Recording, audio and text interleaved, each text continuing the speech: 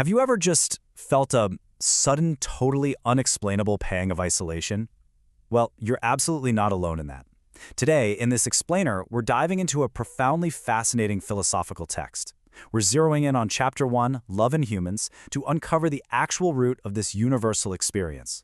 We're going to unpack these complex ideas and map out a structured path from total isolation to deep, meaningful connection. So let's get right into it. Let's start with a deeply personal, yet universally human question. Why do we suddenly feel lonely? I mean, really think about it for a second. You could be standing in a crowded room, surrounded by coworkers, or even sitting around the dinner table with your family, and yet, literally out of nowhere, this massive wave of isolation just washes right over you. What exactly triggers that? Is it just some modern societal problem, or is it something baked into the very biological and spiritual fabric of how we exist? The source text actually captures this feeling with a vivid and honestly kind of amusing metaphor. It describes it as the anxiety over drifting like duckweed in muddy water. Now, have you ever actually felt like a piece of duckweed?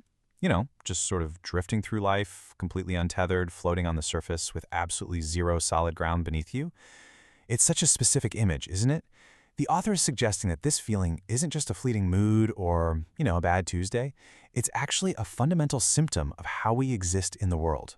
And that brings us to our core source material, which outlines a really comprehensive philosophy on the nature of truth, human existence, and ultimately happiness. What's truly captivating here is that the author doesn't just, point out this duckweed condition and leave it at that. They actually posit a structured framework to explain exactly why this loneliness happens in the first place, and more importantly, present a practical philosophy on how to cure it. So let's unpack the mechanics of this step by step. According to the text, the root cause of our loneliness is intimately tied to the very nature of our creation. The premise here argues that humans were deliberately created as separate, distinct individuals. And why? Well, to foster unique individual progress and evolution. We're literally meant to grow and develop our own unique characteristics. But there's a profound trade-off to this setup. This very separation, this physical and spiritual independence, is exactly what guarantees our loneliness. Because we are individuals, we are inherently isolated from one another. It's built into the system. So, if we're fundamentally isolated by our very nature as separate entities, what's the solution to this anxiety? Well, the text presents a massive philosophical pivot: love as the ultimate bridge. According to this framework, the core reason love even exists in the universe is simply to bridge that vast gap between our isolated individual existences. It is the essential mechanism designed to connect our separate little islands of humanity. Now, the author draws a really sharp, fascinating distinction here regarding what love actually looks like in practice. On the one hand, we have taking love. The text compares this to wandering through a vast, scorching desert, desperately demanding water from everyone you meet. On the other hand, we have giving love, which is compared to grabbing a shovel and digging your own well. The crucial paradigm shift we're talking about is moving away from endlessly demanding affection to actively giving it. And crucially, this means giving love without seeking any reward or return whatsoever. It's a completely unconditional output.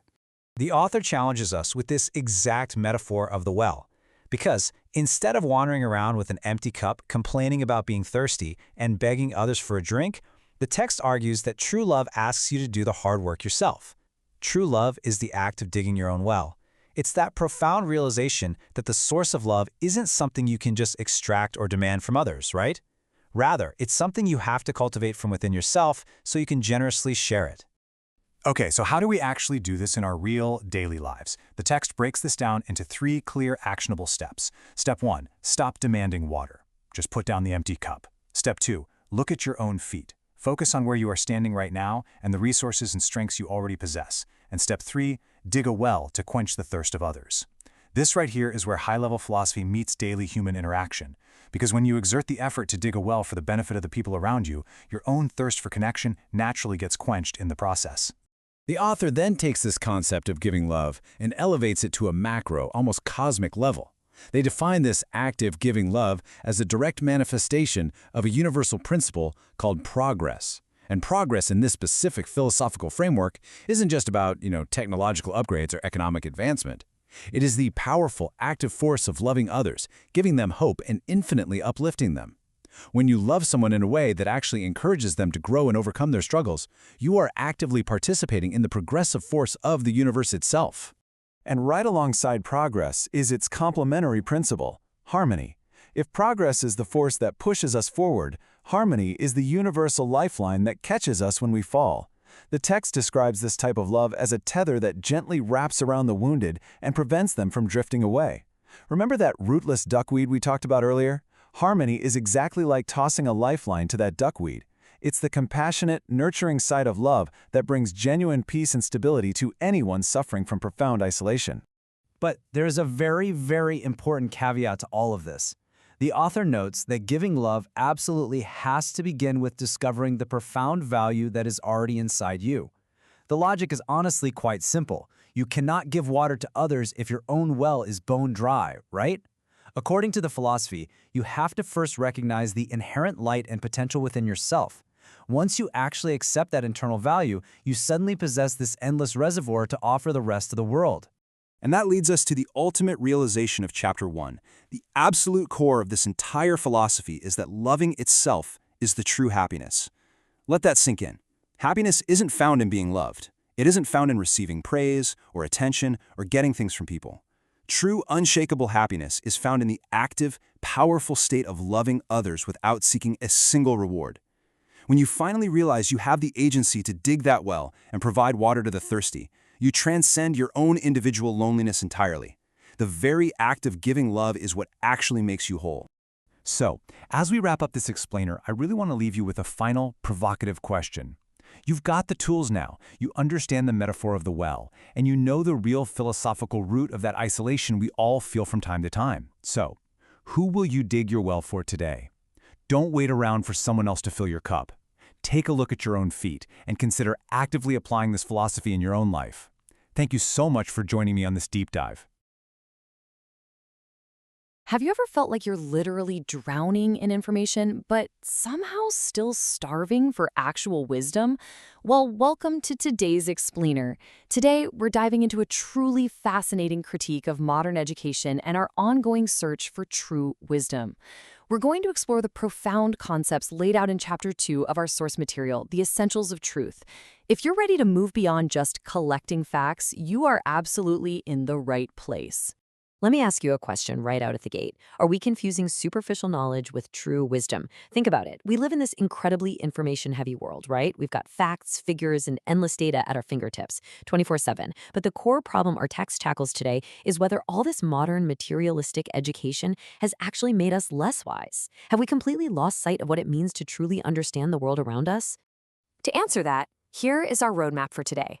We'll cover 1. The modern intellect problem, 2. Redefining philosophy, 3. The wisdom manufacturing process, 4. The power of decision, and finally, 5. Intellect versus instinct. All right, kicking things off with Section 1, the problem of modern intellect. Let's look at where education errs.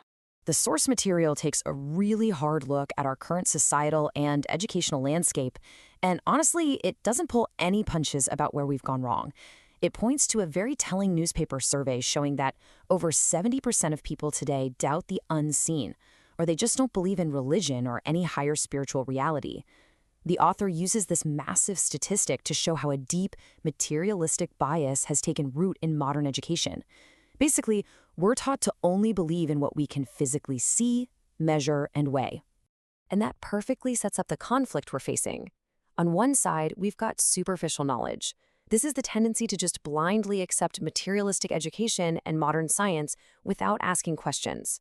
On the flip side, we have unseen realities. The source strongly urges us to challenge our unquestioned faith in modern science. It suggests that real existence isn't just about length, width, and height. True reality lies in unchanging truths that exist way beyond our physical dimensions. If we just swallow modern education whole, we might actually be missing the truth entirely. Moving right along to Section 2, Redefining Philosophy. What does it actually mean to be a lover of wisdom? So if the modern intellectual approach is flawed, what's the alternative? The source completely redefines what it means to be a philosopher. Forget the stereotype of some academic just standing at a university podium droning on from dusty old books. Going back to its Greek roots, a philosopher is literally a lover of wisdom. It's someone who actively seeks out those unseen realities. The text makes a really sharp distinction here. Philosophy isn't just studying historical texts from past thinkers. Doing that is just treating knowledge like museum artifacts. The argument laid out in the text is super clear. Philosophy is an active, ongoing effort. It is a relentless pursuit to figure out the meaning of human existence and to grasp what true wisdom actually is. It's a verb, not a noun, you know? It is all about striving and making the conscious effort to uncover the truth yourself.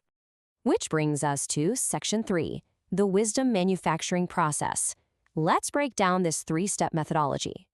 This is honestly the most actionable part of the text. Wisdom doesn't just magically happen to you. It's manufactured through a specific, rigorous, three-stage process. The steps are, first, return everything to a blank slate. Second, analyze the subject from all possible angles. And third, choose one final conclusion. Let's dive into these one by one. Step 1 requires a massive conceptual shift. You have to consciously empty your mind. The text argues that to find true wisdom, you first have to discard all your past knowledge, your formal education, and all your preconceptions. You literally have to wipe the slate clean. If you approach a problem burdened by modern biases or what society tells you is fact, you're never going to see those unseen realities.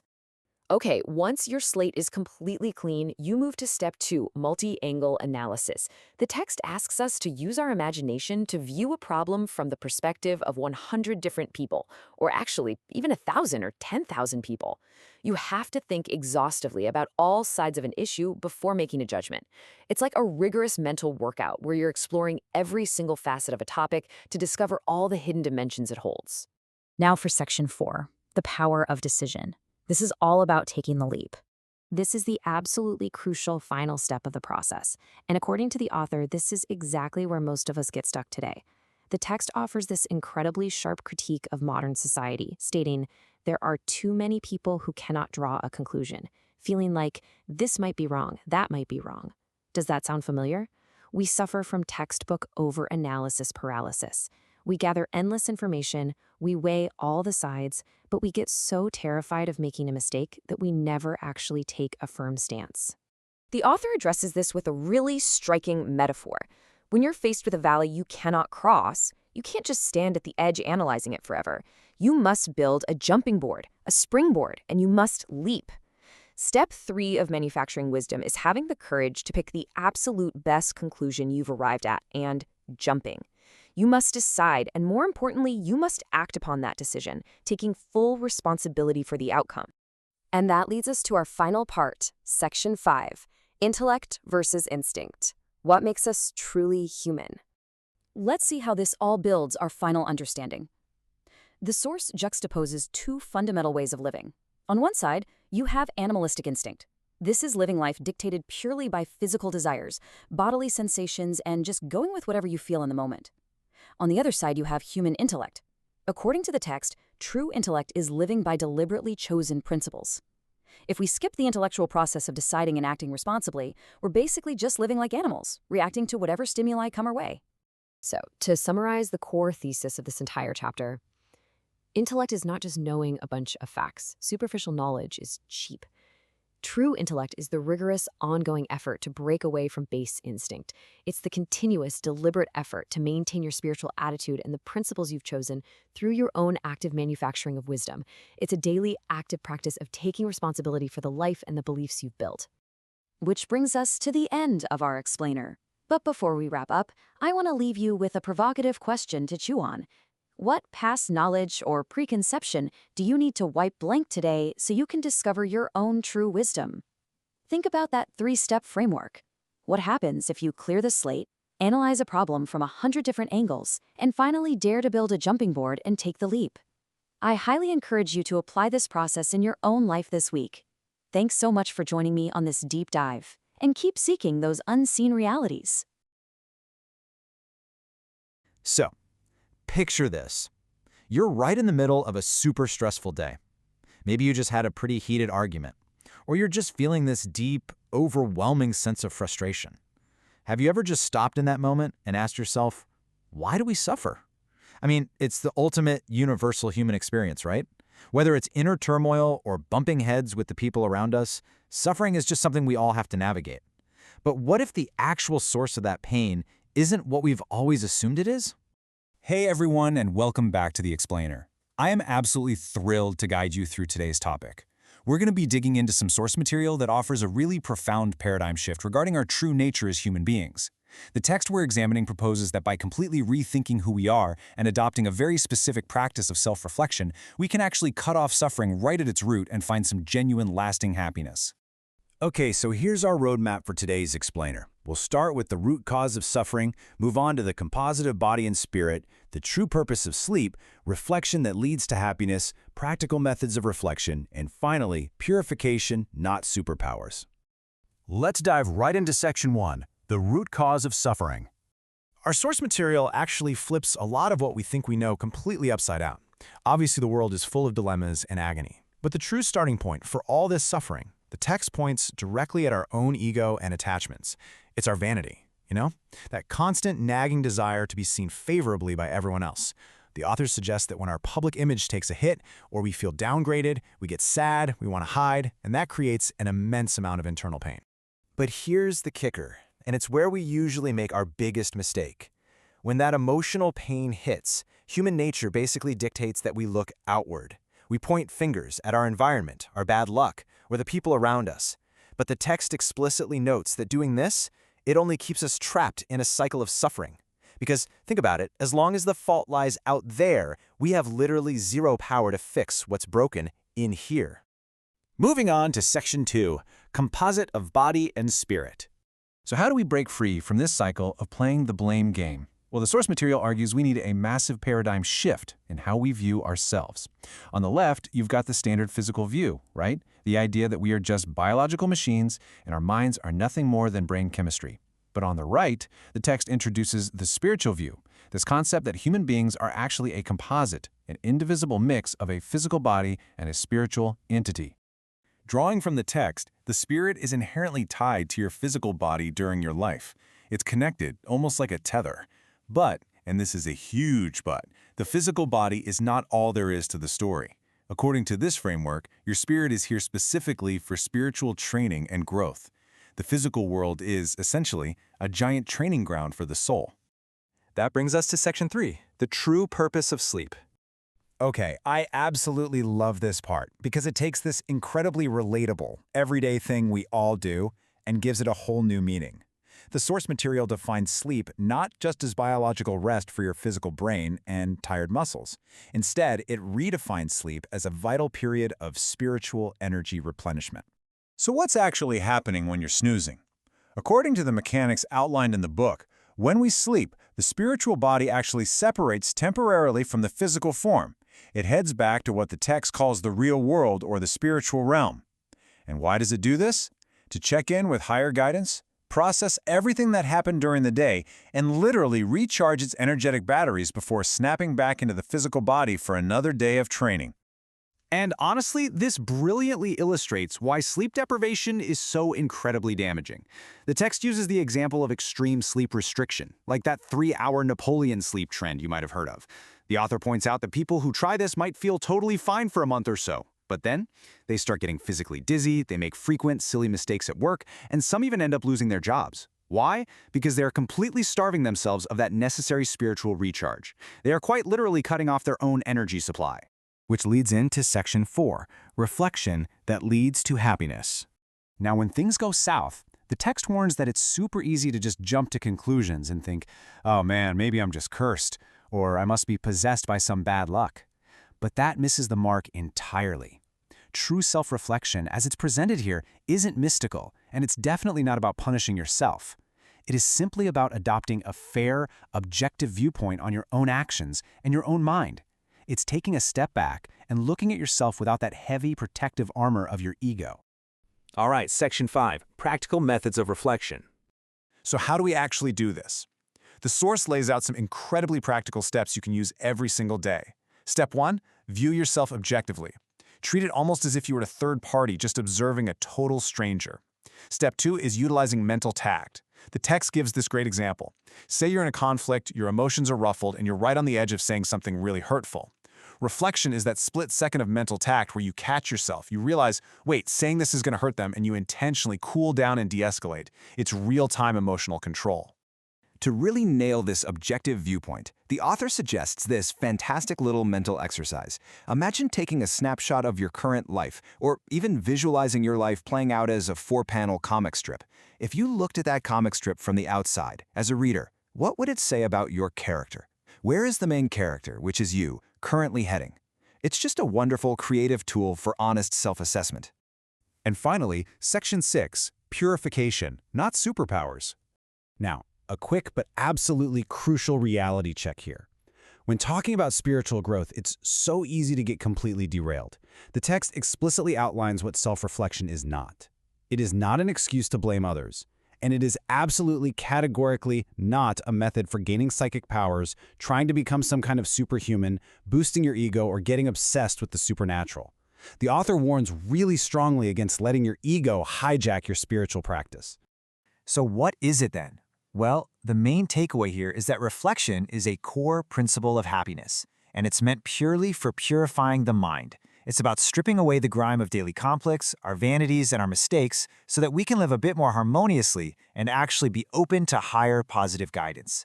Think of it as spiritual hygiene, plain and simple. I want to share this beautiful metaphor from the text. The ultimate goal of all this reflection is to keep the mind perfectly round and balanced. Think about it for a second. A jagged, uneven shape is going to cause friction, right? It gets caught on everything it touches. But a perfectly round mind, it rolls smoothly through whatever challenges life throws at it. When your mind is balanced, you just don't create unnecessary friction with the people around you. Which brings us to a really fascinating final question for today's explainer. Based on everything we've looked at from the source material today, the ego, the spirit, the nightly recharge, ask yourself this. If your soul were to separate from your body tonight while you sleep, what kind of spiritual world would your mind in its exact current state naturally lead you to? Would it be a place of peace and light or a place of conflict? It's an amazing question to chew on and hopefully spark a little self-reflection for you today. Thank you so much for hanging out with me on this explainer, and as always, keep learning. Welcome to today's explainer. Ever wonder why two people can look at the exact same situation but experience completely different realities? It's wild, right? Well, today we're diving into a really fascinating text that breaks down exactly how our internal mindset literally shapes the external world around us. So let's jump right in and uncover the blueprint for crafting your reality.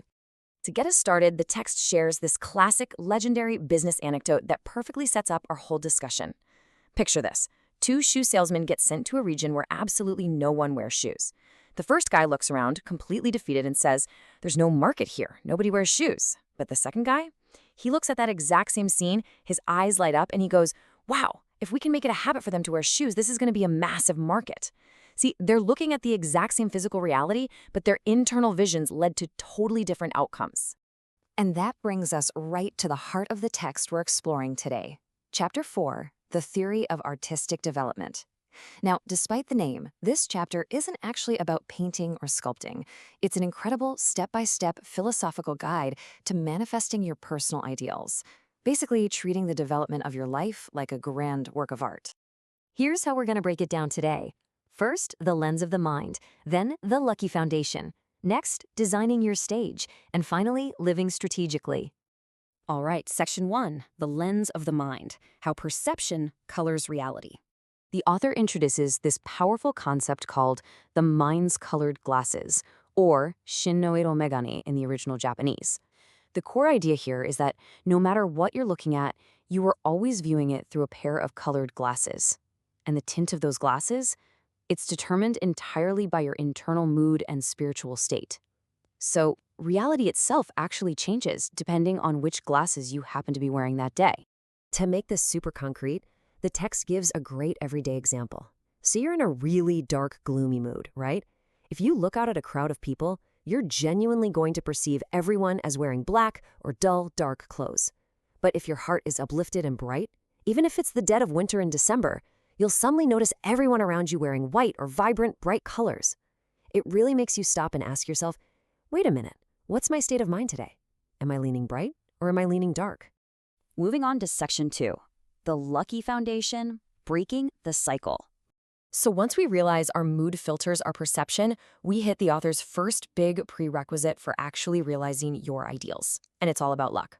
The text argues that the absolute first step is cultivating a rock-solid belief that you are, in fact, a lucky person.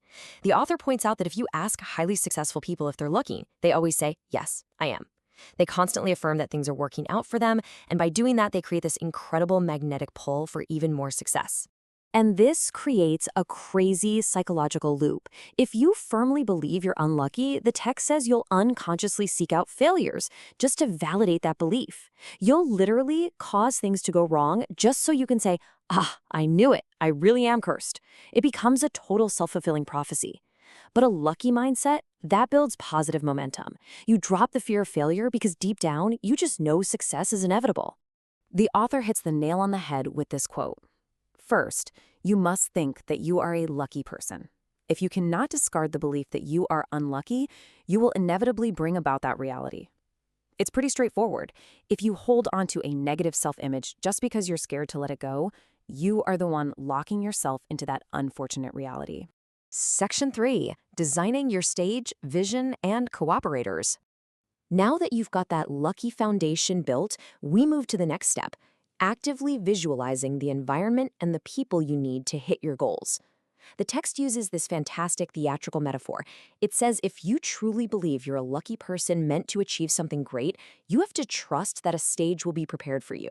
And if you're putting on a play, the universe is going to inherently provide the cast, your allies, your cooperators. It's a mindset of profound trust in your own development. But there is a catch. The scale of your success is directly tied to the size of your vision. If you only picture a tiny stage with a couple of allies, well, you're only going to get a tiny success. A limited imagination yields a limited reality. But as your conviction grows and expands, reality bends right along with it to fit that massive stage. So how do we avoid playing small? The author introduces a strategic method, reverse engineering your grand vision. Here's a math example directly from the text. Say you currently lead a group of 10,000 people, and you're stuck on what to do next. The author says that's simply because your vision is too small. But if you set a massive end goal, like reaching 1 million people, you can easily work backward. You go, okay, to hit 1 million, my first big milestone has to be 100,000. So to get from 10,000 to 100,000, here are the exact steps I need to take today. By visualizing that massive end goal, the immediate next steps suddenly become crystal clear. Which leads us perfectly into Section 4, the power of strategy, connecting vision to reality. So how do we practically use this massive vision to deal with those annoying, everyday obstacles? The text argues that having a completed blueprint in your mind literally acts as a shield. When you clearly see who you're going to become, you can use your future position to solve today's problems. Without that big picture vision, you're just going to get crushed by minor setbacks or people disagreeing with you. That overarching vision is exactly what gives you the resilience to push through. There's a really sharp distinction made here between tactics and strategy. Look, anyone can use tactics. That's just putting out fires, handling today's or this week's immediate problems. But true capability, that's rare. That requires living strategically. And strategic living means looking at least 3 years down the road, forecasting the patterns of reality, and structuring your life today based entirely on that future vision. And the ultimate benefit of all this? It lets you completely detach from trivial setbacks. The text actually suggests you should view your current struggles as if you're just passing through a temporary virtual world on the way to your real destination. When you're operating on that kind of strategic scale, you just cut right through the boring, day-to-day worries that drag everyone else down. You are simply too focused on your grand ideal to even care. We've covered some really profound ground in this explainer today, from the tint of our mental glasses to the sheer power of reverse engineering a massive strategic vision. So, I want to leave you with this to ponder. Based on the blueprint we just walked through, how vast is the stage you're designing for yourself? And if you pause and check right now, what color are your glasses today? Thanks for tuning in, and keep questioning, keep learning.